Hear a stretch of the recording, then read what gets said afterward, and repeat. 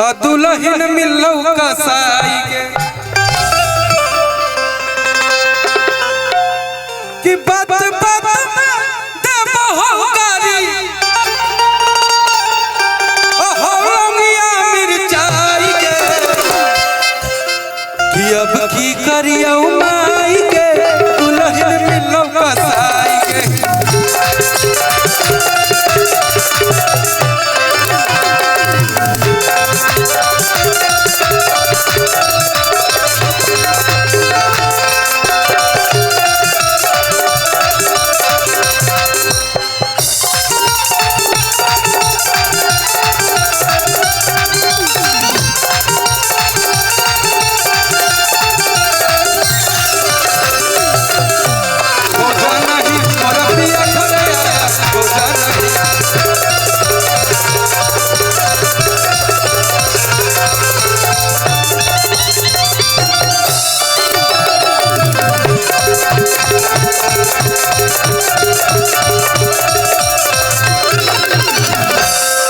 अच्छा ये गाना भी आप लोग सुने होंगे मेरा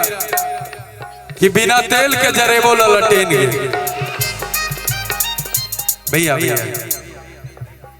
कि तोर बिगड़ल हो चल मत छुए हमर गाल है रे छौड़ा लड़कियां कहती है कि तोर बिगड़ल हो चाल मत छुए हमर गाल है रे छौड़ा लड़कावा का कहता है भैया कि तोर जवानी लगे रो पलेन के तने हला का तू ही लोग हला करे भाई बा कि तोर जवानी लगे रो पलेन के अभी न तेल के जरे बोला लटेन के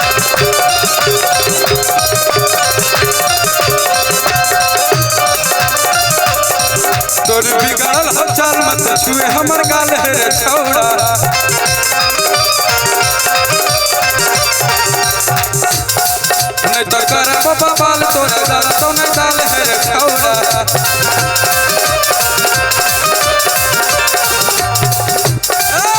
भैया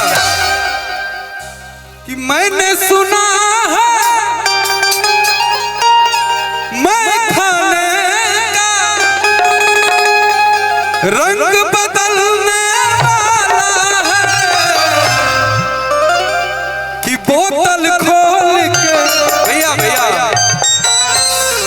कि बोतल खोल के सामने रखिए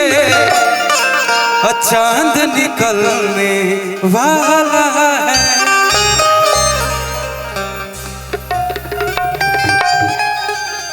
और क्या हो कि तोर जवानी लगे रो पलेन गए